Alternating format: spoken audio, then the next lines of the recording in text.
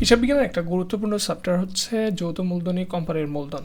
হিসাব বিজ্ঞান দ্বিতীয় পত্রের জন্য এটা একটা খুবই গুরুত্বপূর্ণ চ্যাপ্টার। কিন্তু এই চ্যাপ্টারটা এত সহজ শুধুমাত্র একটা ভিডিওর মাধ্যমে তোমরা এটা সব কিছু এখান থেকে বুঝতে পারবা।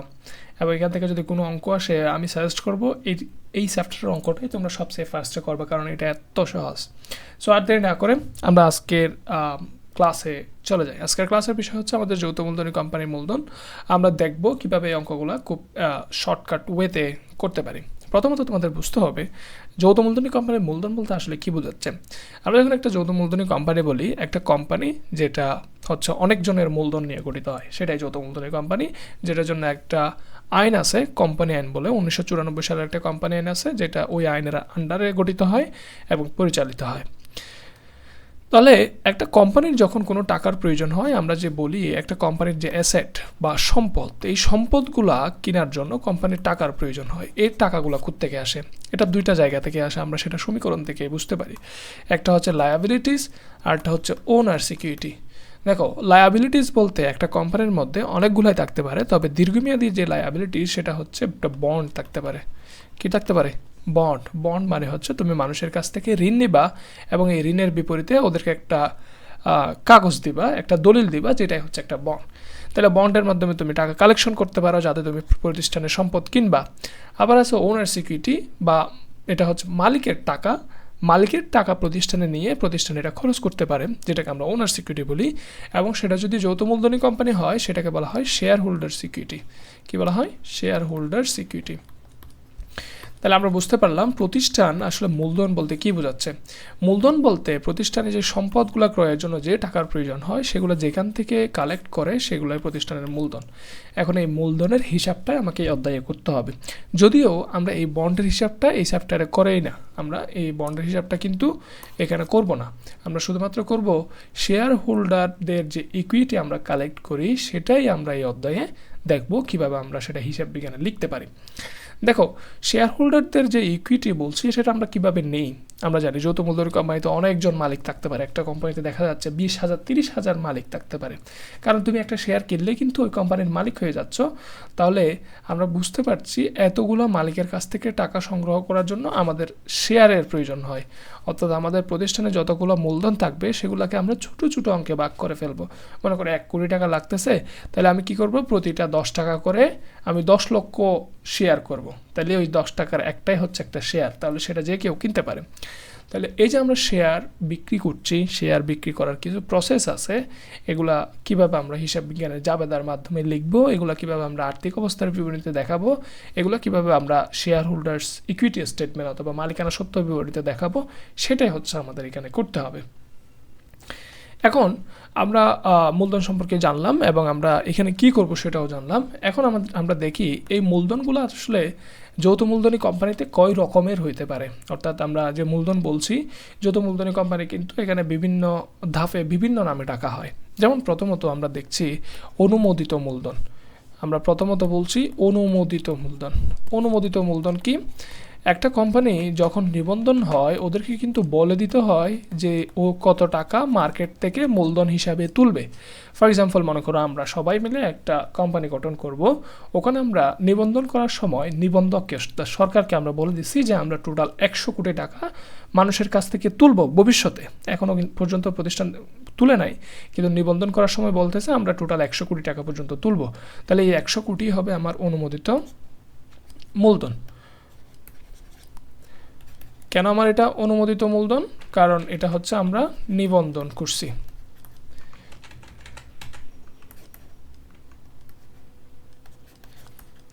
একশো কোটি টাকা এবং এটা আমরা নিবন্ধন করলাম, সেই কারণে আমরা এটাকে বলছি অনুমোদিত মূলধন। এই অনুমোদিত মূলধন থেকে আমাদের যতটুকু ইচ্ছা ততটুকু কিন্তু আমরা শেয়ার মার্কেটে বিক্রি করতে পারি। ধরো আমি আগে থেকে অনুমোদন নিলাম 100 কোটি টাকা, এখান থেকে চাইলে আমি 10 লাখ টাকা করে 10 বার মানুষের কাছ থেকে তুলবো, অথবা একবার 50 লাখ, এরপরে হচ্ছে 10 লাখ, এরপরে 20 লাখ, এভাবে আমার যা ইচ্ছা সেভাবে আমি তুলতে পারবো। এখন তুমি যতটুকু মানুষের কাছ থেকে টাকা তোলার জন্য বিলি করবা সেটাকে আমরা বলি বিলিযোগ্য অথবা ইস্যুড ক্যাপিটাল অথবা ইস্যুকৃত মূলধন। আমরা এটাকে বলি ইস্যুকৃত মূলধন। ইস্যুকৃত মূলধন কি? তুমি 100 কোটি টাকা মূলধনের জন্য নিবন্ধন নিছো, এখন মানুষকে বলতেছ যে ভাই আমি 70 লক্ষ টাকা পর্যন্ত কি করব, 70 লক্ষ টাকা পর্যন্ত আমি মূলধন হিসেবে কালেক্ট করব, আপনারা চাইলে আমার কাছ থেকে এই মূলধনগুলো কিনতে পারেন। এই যে তুমি 70 লাখ টাকা মানুষের কাছ থেকে আবেদনের জন্য চাইছো, সেটাই হচ্ছে তোমার ইস্যুকৃত মূলধন। তাহলে এটা হচ্ছে আমরা কি বলতে পারি, এটাকে বলবো আবেদন চাওয়া। এটা কি করছে, আবেদন চাওয়া, মানে আবেদন যতটুকু চাইবে সেটাই হচ্ছে তোমার ইস্যুকৃত মূলধন। এবং এরপরে যেটা থাকে, তুমি আবেদন চাওয়ার পর মানুষজন কিন্তু তোমার কাছে আবেদন করবে। এখন আমি ধরে নিচ্ছি তোমার কাছে মানুষ টোটাল 50 লক্ষ টাকার জন্য আবেদন করলো, অর্থাৎ তুমি যখন আবেদন চাইছো 70 লাখ টাকার, সবাই মিলে ধরো টোটাল তোমার কাছে আবেদন করছে 50 লক্ষ টাকা। এখন এটাকে আমরা বলি আবেদন পাওয়া গেল, আবেদন পাওয়া। তুমি যতটুকু আবেদন পাইছো সেটাকে আমরা বলছি বিলীকৃত মূলধন, অর্থাৎ এটা বিলীকৃত মূলধন হয়ে গেছে। তাহলে বিলীকৃত মূলধন 50 লাখ টাকা। যেহেতু তোমার কাছে মানুষজন আবেদন করছে 50 লাখ টাকার জন্য, তুমি অবশ্যই ওদেরকে 50 লাখ টাকা শেয়ার দিয়ে দিবা, এবং যে তুমি যতটুকু শেয়ার মানুষকে দিয়ে দিবা ওদের টাকাগুলো নিয়ে, সেটাকে আমরা বলছি পরিশোধিত মূলধন। এটা হচ্ছে পরিশোধিত মূলধন। তাহলে পরিশোধিত মূলধন কত টাকা হবে, 50 লক্ষ টাকা। যেহেতু 50 লক্ষ টাকার আবেদন পাওয়া গেছে, তুমি 50 লক্ষ টাকায় দিয়ে দিবা। এটা হচ্ছে শেয়ার প্রদান, শেয়ার প্রদান। তুমি টোটাল শেয়ার ওদের প্রদান করে ফেলছো 50 লাখ টাকার। তাহলে এটাকে আমরা বলছি পরিশোধিত মূলধন। তাহলে এখন অপরিশোধিত মূলধন কত টাকা হবে, দেখো আমরা কিন্তু মানুষের কাছ থেকে টোটাল তুলে ফেলছি, অর্থাৎ শেয়ার বিক্রির মাধ্যমে, শেয়ার প্রদানের মাধ্যমে টোটাল তুলে ফেলছি 50 লক্ষ টাকা। আমি নিবন্ধন করছিলাম কত, 100 কোটি টাকা। তাহলে আমি 100 কোটি টাকা থেকে যদি 50 লক্ষ টাকা তুলে ফেলি, তাহলে আরও 9 কোটি 50 লক্ষ টাকা, সেটা আমার জন্য কি হবে, অপরিশোধিত মূলধন। তাহলে 9 কোটি 50 লক্ষ বা 9 কোটি 50 লক্ষ, এটাকে আমরা এভাবে লিখতে পারি, 9 কোটি 50 লক্ষ, এটাকে আমরা বলছি অপরিশোধিত মূলধন, যেগুলো এখনও আমার কাছে জমা আছে, আমি চাইলে মার্কেট থেকে তুলতে পারবো।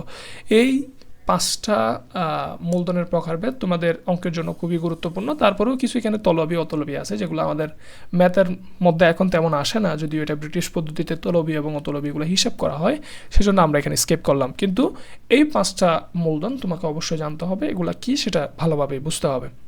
এটা বোঝা হয়ে গেলে তোমরা এখন জানতে পারবা আমরা একটা শেয়ার, যদি কোম্পানি চায় একটা শেয়ার কীভাবে ইস্যু করে, অর্থাৎ এর প্রক্রিয়াটা কি। প্রক্রিয়াটা যদি তুমি দেখতে চাও, প্রথমে ওরা কি করবে, যে অনুমোদন নেবে। প্রথমে নেবে হচ্ছে অনুমোদন। অনুমোদন যখন নিয়ে নিবে একটা কোম্পানি, তখন এটা শেয়ারের জন্য, শেয়ারের আবেদনের জন্য তারা বিজ্ঞপ্তি দিবে, অর্থাৎ আবেদনের বিজ্ঞপ্তি দিবে, আবেদনের বিজ্ঞপ্তি দিবে। আবেদনের বিজ্ঞপ্তি দেখে মানুষজন ওদেরকে আবেদন করবে। আবেদন যদি বেশি করে, বেশি অর্থগুলো ফেরত দিবে, আর যদি সমান সমান করে, তাহলে ওই টাকাগুলা ওদের কাছ থেকে নিয়ে ওদেরকে শেয়ার প্রদান করবে, তাহলে শেয়ার ইস্যু করবে। এরপরে করবে কি, শেয়ার ইস্যু। শেয়ার ইস্যু মানে হচ্ছে ওদেরকে শেয়ারগুলা দিয়ে দেওয়া, শেয়ারগুলা বিলি করা, প্রদান করা। তাহলে শেয়ার ইস্যু করলে কোম্পানি কিন্তু ওদের টাকাগুলা অলরেডি মূলধন হিসেবে রূপান্তর করে ফেলছে, অর্থাৎ ওদের যারা শেয়ারের জন্য আবেদন করছিল ওদেরকে শেয়ার দিয়ে দিছে এবং ওদের কাছ থেকে টাকাগুলো নিয়ে নিছে। তাহলে এটাই হচ্ছে ওদের লাস্ট কাজ। শেয়ার ইস্যু করার জন্য প্রথমে অনুমোদন নিতে হয়, আবেদনের বিজ্ঞপ্তি দিতে হয়, আবেদনগুলো পাওয়া যায়, আবেদন গ্রহণ করা যায়, তারপরে হচ্ছে শেয়ারগুলো ইস্যু করা যায়। এখন আমাদের এখানে যে হিসাবটা করতে হবে, আমরা যখন জাবেদা দিব, এখানে প্রতিটা দাফেই কিন্তু আমাদেরকে জাবেদাগুলো দিতে হবে। যেমন আমরা যখন বলি যে কোম্পানি অনুমোদন নিছে 1 কোটি শেয়ারের জন্য বা 100 কোটি শেয়ারের জন্য, এটা কিন্তু কোনো ট্রানজ্যাকশন না, ওরা জাস্ট অনুমোদন নিছে। অনুমোদন নিলে এটার কোনো কি দিতে হবে না, জাবেদা দিতে হবে না। কিন্তু এরপরে যদি আবেদনের বিজ্ঞপ্তি দেয়, এটার জন্য কিন্তু কোনো জাবেদা দিতে হবে না, কারণ তুমি আবেদনের বিজ্ঞপ্তি দিছো, এটার তো কোনো ট্রানজ্যাকশন হয় নাই। কিন্তু যখন তুমি মানুষের কাছ থেকে আবেদন নিবা, তখন কি হয়, যখন একটা মানুষ শেয়ারের জন্য আবেদন করে, ওরা কিন্তু তোমাকে অলরেডি ব্যাংকে টাকা ট্রান্সফার করে দিবে। মনে করো একটা কোম্পানি, দাসমোল্লা ব্যাংক, মনে করো ওরা মূলধন মানুষের কাছ থেকে তুলবে। এখন যখনই একজন মানুষ ওই শেয়ারগুলো কেনার জন্য আবেদন করবে, তখনই কিন্তু ওরা ব্যাংকে টাকা ট্রান্সফার করে দিবে, যে হ্যাঁ আমি আপনাকে টাকা পাঠাইলাম, আপনি আমাকে শেয়ার দেন। তাহলে যখনই আবেদন গ্রহণ করবে, তখনই কিন্তু যেহেতু টাকা পাওয়া যায়, সে কারণে আমরা এই জাবেদাটা দিব। এরকম আবেদন গ্রহণ করলে যে ব্যাংকে টাকা পাওয়া গেল, তাহলে ব্যাংক বাড়বে, ব্যাংক হিসাব ডেবিট হবে। আবার যেহেতু তুমি এখন ওকে শেয়ার দাও নাই, শুধুমাত্র ওর কাছ থেকে আবেদনগুলো নিছো, তাহলে এটাকে আমরা বলি শেয়ার আবেদন ক্রেডিট। তাহলে এটাকে বলবো শেয়ার আবেদন হিসাব ক্রেডিট। দেখো ব্যাংক হিসাব অবশ্যই একটা অ্যাসেট, তাহলে এটা বৃদ্ধি পাইছে, কিন্তু শেয়ার আবেদন এটা কি, ওকে কিন্তু মূলধন দেওয়া নয়, তুমি প্লাস লিখতে পারবে না, তুমি ওর কাছ থেকে জাস্ট টাকাটা নিছো আবেদন হিসাবে, তুমি এখন শিওর না ওকে মূলধনটা দিতে পারবা কিনা, অর্থাৎ শেয়ারটা দিতে পারবা কিনা, সেই কারণে এটাকে আমরা বলি অর্থাৎ তুমি জাস্ট ওর কাছ থেকে দায় হিসেবে টাকাটা নিছো। এবং তুমি যখন দেখতেছো সবাই আবেদন করে ফেলছে এবং এখন হচ্ছে ওদেরকে শেয়ারগুলো দিয়ে দেওয়ার পালা, যখন শেয়ার দিয়ে দিবা তখন শেয়ার আবেদনটা কি হয়ে যাবে, কমে যাবে, শেয়ার আবেদন হিসাব ডেবিট হবে, কারণ এটা যখন বাড়ছিল তখন ক্রেডিট করছিল, এখন শেয়ার আবেদন কমে যাবে, যেহেতু তুমি শেয়ার দিয়ে দিচ্ছ আর দায়টা থাকবে না, তাহলে শেয়ার আবেদন হিসাব ডেবিট হবে। এবং কি কারণে শেয়ার আবেদন কমে যাচ্ছে, কারণ তুমি ওদেরকে শেয়ার দিয়ে দিচ্ছ, যদি শেয়ার দিয়ে দেয় তখন আমার শেয়ার মূলধন বেড়ে যাবে, শেয়ার মূলধন ক্রেডিট, তাহলে এটা আমি কমে যাচ্ছে সেই কারণে বলছি হচ্ছে শেয়ার আবেদন হিসাব ডেবিট, আর আমার বৃদ্ধি পাচ্ছে, অর্থাৎ ওনার সিকিউরিটি বৃদ্ধি পাচ্ছে, সে কারণে শেয়ার মূলধন হিসাব কী হবে, ক্রেডিট হবে। অলরাইট, এখন অনেক সময় এমন হইতে পারে তুমি টোটাল আবেদন নিছো, মানুষের কাছ থেকে আবেদন চাইছো টোটাল 1 কোটি টাকার, যদি 1 কোটি টাকার আবেদন চাওয়া হয় তাহলে মানুষজন স্বাভাবিকভাবে 1 কোটি টাকার জন্য আবেদন করতে পারে, কিন্তু এর চেয়ে বেশিও মানুষ করতে পারে, কারণ মানুষ তো জানে না ওখানে কয়জন আবেদন করতেছে, আমি পাবো কি পাবো না, সবাই কিন্তু আবেদন করে দিবে। আমি ধরে নিচ্ছি তোমাকে টোটাল 1.5 কোটি মানুষ 1.5 কোটি টাকার জন্য আবেদন করছে, তাহলে তুমি কি 1.5 কোটি শেয়ার দিতে পারবা না? কেন? তুমি হচ্ছে আবেদন চাইছিলে মানুষের কাছ থেকে 1 কোটি টাকা, তোমাকে যদি মানুষ 1.5 কোটি টাকার জন্য আবেদন করে তুমি কিন্তু 1 কোটি টাকার শেয়ারে দিতে পারবা, আর যে 50 লক্ষ টাকা এগুলো কি করে দিতে হবে, এগুলো ফেরত দিয়ে দিতে হবে। যখন এরকম ফেরত দিয়ে দিতে হবে তখন আমরা কি জাবেদা দেব, তখন প্রথম জাবেদাটা সেমই থাকবে, তখন ব্যাংক হিসাব ডেবিট টোটাল টাকা, শেয়ার আবেদন হিসাব ক্রেডিট টোটাল টাকা চলে আসবে, কিন্তু যখন শেয়ার মূলধনে ট্রান্সফার করবা তখন কিন্তু এখানে একটু ডিফারেন্ট ওয়েতে হবে। তাহলে শেয়ার আবেদন যা আছে সেটা ডেবিট হবে, ফার্স্ট অফ অল শেয়ার আবেদন হিসাব ডেবিট, শেয়ার মূলধন তুমি 1 কোটি টাকা কি করবা,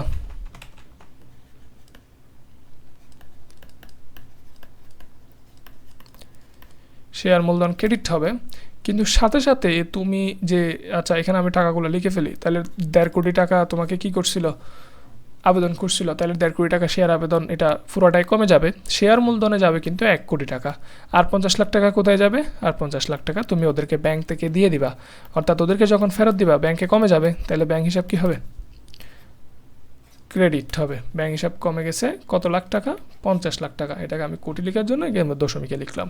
তাহলে এখানে দেখো ডেবিট এবং ডেবিট হচ্ছে টোটাল 1.5 কোটি আর ক্রেডিটও কিন্তু টোটাল 1.5 কোটি। এভাবে আমরা যখন শেয়ারের আবেদনের টাকা ফেরত দিব তখন কিন্তু এই জাবেদাটা আমাদেরকে দিতে হবে, এটা মাথায় রাখবা।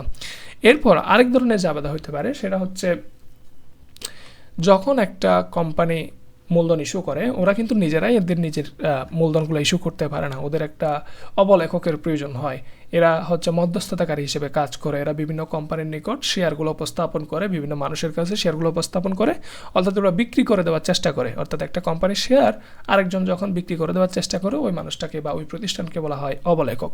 তাহলে অবলেখকেরও কিন্তু এখানে একটা কী থাকতে পারে, চার্জ থাকতে পারে, কমিশন থাকতে পারে, অনেক সময় এই কাজটা ব্যাংক করে থাকে, কারণ ব্যাংকও কিন্তু এখানে খুব রিলেটেড, তাহলে ব্যাংকেরও কিন্তু এখানে একটা চার্জ থাকতে পারে। তাহলে শেয়ার ইস্যুর সময় যত ধরনের খরচ অথবা যত ধরনের চার্জ সবগুলাকে কিন্তু আমরা একইভাবে জাবেদা দেব। কীভাবে জাবেদা দিব, যখন কোনো খরচ সংগঠিত হয় তাহলে আমরা বলবো, মনে করো আমি অবলেখকের কমিশন দিয়ে উদাহরণ দিচ্ছি, এখানে ব্যাংক চার্জ হতে পারে বা অন্য কোনো খরচ থাকলে সেটা এখানে হইতে পারে, যেমন অবলেখকের কমিশন এটা প্রতিষ্ঠানের জন্য একটা খরচ, অবলেখকের কমিশন এটা হচ্ছে প্রতিষ্ঠানের জন্য একটা খরচ। তাহলে এটাকে আমরা কি করব, অবলেখকের কমিশনকে ডেবিট করব, এবং অবলেখকের কমিশন যেহেতু তুমি নগদ টাকায় দিচ্ছ সে কারণে নগদ টাকা ব্যাংক থেকে চলে যাবে, ব্যাংক হিসাব কি হবে, ক্রেডিট হবে। কিন্তু অনেক সময় দেখা যায় অবলোকিকর কমিশন আমরা ব্যাংক থেকে অর্থাৎ নগদ টাকা না দিয়ে এমন হতে পারে যে অবলোকিকর কমিশনটা আমরা শেয়ারের মাধ্যমে দেব। তাহলে শেয়ারের মাধ্যমে দিলে কি হবে? আমি বলছিলাম যখনই আমরা শেয়ার প্রদান করে ফেলবো আমার শেয়ার মূলধন বৃদ্ধি পাবে। এই জিনিসটা খুব মাথায় রাখবা। দেখো তোমার মনে হচ্ছে শেয়ার দিচ্ছ, তাহলে আমার মূলধন বৃদ্ধি পাচ্ছে কই? হ্যাঁ, মূলধন বৃদ্ধি পাচ্ছে। তুমি যখন শেয়ার দিচ্ছ তার মানে হচ্ছে কারো না কারো কাছে তোমার এই মূলধনটা চলে যাচ্ছে, অর্থাৎ তোমার প্রতিষ্ঠানের মূলধন বাড়ছে। সুতরাং অবলেখককে যখন তুমি শেয়ার দিয়ে দিচ্ছ তখন আমরা অবলেখক কমিশন ডেবিট করব এবং শেয়ার মূলধনকে কি করে দিব? ক্রেডিট করে দিব। এভাবে হচ্ছে তোমরা জাবেদাগুলা দিতে পারো। আমরা দেখলাম এখানে কিন্তু আমরা বলছি যে একটা কোম্পানি অনুমোদন নেবে প্রথমে, তারপরে আবেদনের বিজ্ঞপ্তি দিবে, আবেদন গ্রহণ করবে, শেয়ার ইস্যু করবে। তাহলে প্রথম দুইটা কিন্তু লেনদেন না, পরবর্তী দুইটা লেনদেন, সেই কারণে আমরা এগুলোর জাবেদা দিই। এখন আবেদন যখন তুমি মানুষের কাছ থেকে নিবা তখন কিন্তু তুমি কত টাকায় শেয়ারগুলো বিক্রি করছো এটাও কিন্তু একটু তোমাকে বুঝতে হবে। একটা শেয়ার তিনটা টোটাল প্রাইসে বিক্রি হতে পারে, একটা শেয়ার বিক্রি হতে পারে টোটাল তিনটা প্রাইসে। প্রথমত হচ্ছে ওরা অধিহারে বিক্রি করতে পারে। কি হারে বিক্রি করতে পারে? অধিহারে বিক্রি করতে পারে। আবার হচ্ছে সমহারে বিক্রি করতে পারে, তারপর হচ্ছে অবহারে বিক্রি করতে পারে। তাহলে তিনটা মূল্যে যখন একটা শেয়ার বিক্রি করা হয় তখন কিন্তু আমাদের জাবেদাটা একটু ডিফারেন্ট হইতে হবে। যেমন মনে করো যখন একটা কোম্পানি 10 টাকার শেয়ার ফর এক্সাম্পল আমি ধরে নিচ্ছি 12 টাকায় বিক্রি করলো, এটা হচ্ছে বিক্রি যদি 12 টাকা হয় তাহলে ওরা অতিরিক্ত যে 2 টাকা নিল সেটাকে আমরা বলছি কি? অধিহার। তাহলে সমহার মানে হচ্ছে যখন একটা 10 টাকার শেয়ার 10 টাকায় বিক্রি করবে, অবহার মানে হচ্ছে যখন একটা 10 টাকার শেয়ার ফর এক্সাম্পল 9 টাকায় বিক্রি করলো, তাহলে যে 1 টাকা কম দিচ্ছে সেটাকে আমরা বলছি অবহার। তাহলে যখন দেখো অধিহারে যখন শেয়ার বিক্রি করা হয় তখন কিন্তু এক ধরনের জাবেদা দিতে হয়। যে আমরা অধিহার বলছি এই অধিহারের জন্য কিন্তু একটা জাবেদা দিতে হবে। তাহলে আমরা বলতে পারি অধিহারে শেয়ার ইস্যু করলে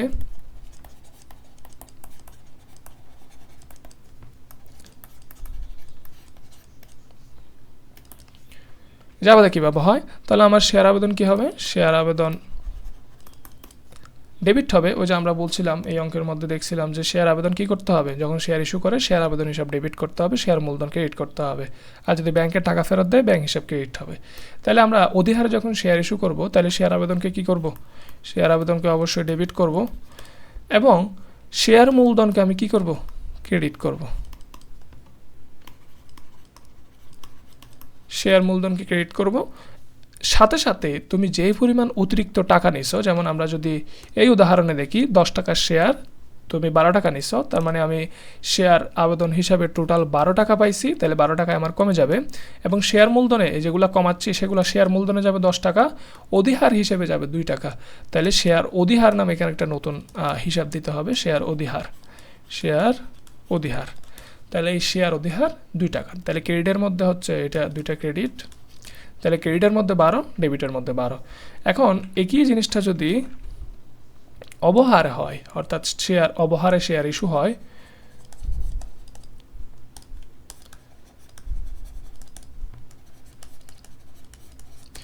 তাহলে অবহারে যদি শেয়ার ইস্যু হয় তাহলে আমরা দেখতে পাচ্ছি আমরা জাবেদা কীভাবে দিব? অবশ্যই শেয়ার আবেদন এখান থেকে কি হয়ে যাবে? কমে যাবে। এটা সবসময় সেম, শেয়ার আবেদন হিসাব ডেবিট হবে। আমি ধরে নিচ্ছি এই উদাহরণের স্বার্থে এখানে আমি 10 টাকা শেয়ার 9 টাকা বিক্রি করছি, 1 টাকা কমে বিক্রি করছি, তাহলে আমার টোটাল শেয়ার আবেদন কিন্তু হবে কত টাকা? 9 টাকা। তুমি 9 টাকা পাইছিলে, ওর কাছ থেকে 9 টাকা কমায় দিতে হবে। কিন্তু শেয়ার মূলধন কয় টাকা এটা বোঝার জন্য তোমাকে একটা সবসময় এই জিনিসটা মাথায় রাখবা। শেয়ার মূলধনই যখন বলবা তখন তোমাকে অধিহার অবহার এগুলো ফেলে তোমাকে দেখতে হবে শেয়ারের লিখিত মূল্য কত। এই জিনিসটাকে বলা হয় লিখিত মূল্য। এই লিখিত মূল্য এটাই হচ্ছে তোমার শেয়ার মূলধন। সবসময় এটা তোমার 10 টাকা। দেখো আমি যখন অধিহারে হিসাব করছি তখন কিন্তু আমি শেয়ার মূলধন 10 টাকা লিখছি, তাহলে যখন শেয়ার অবহার লিখবো তখনই কিন্তু আমি শেয়ার মূলধন ক্রেডিট বলে 10 টাকায় লিখবো। তাহলে এখন বলতে পারো তাহলে এই 9 টাকা 10 টাকা এটা তো মিললো না।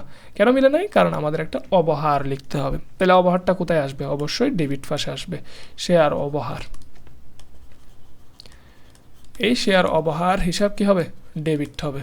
তাহলে ডেবিট হলে টোটাল অবহার কত? এই যে আমরা দেখতে পাচ্ছি এখানে টোটাল ওভার হচ্ছে 1 টাকা, 1 টাকা কমাই নিয়েছিল। তাহলে আমরা এখানে লিখব শেয়ার ওভার 1 টাকা। তাহলে এখানে দেখো ডেবিটে টোটাল 10 টাকা, শেয়ার মূলধন হিসেবে ক্রেডিটে 10 টাকা। এভাবে হচ্ছে আমরা অবহারে শেয়ার ইস্যু করলে জাবেদা দিব। আর সমাহারে সেম, সমাহারে কোনো কিছুর পরিবর্তন নাই। আমরা এখানে যেভাবে দেখছিলাম একটা শেয়ার ইস্যু করলে সমাহারে আমরা একটা শেয়ার ইস্যু করলে শেয়ারের জাবেদা কি দিব এভাবে, শেয়ার আবেদন হিসাব ডেবিট, এটা 10 টাকা 10 টাকা এভাবে হচ্ছে, যেহেতু আমার সমাহার ইস্যু করছে ডেবিটে 10 টাকা ক্রেডিট 10 টাকা, এখানে বেশি কম কিছুই লিখবো না। তাহলে এগুলোই হচ্ছে আমাদের বেসিক জাবেদা, এবং এর বাইরে খুব কম সময়ে, খুব রেয়ার টাইমে এর বাইরে কোনো কিছু আসতে পারে। তবে হিসাবগুলো তোমাকে ভালোভাবে করতে হবে, কোন নাম্বার কত আসবে, কখন বাদ দিব কখন বাদ দিব না, সেগুলো বোঝার জন্য আমরা একটা প্র্যাকটিক্যাল অঙ্ক, আমাদের বোর্ড কোয়েশনের একটা অঙ্ক করব, এবং সেরকম একটা অঙ্ক নিয়ে আমরা নেক্সট ভিডিওতে আলোচনা করব। সো টিল দেন, আল্লাহ হাফেজ।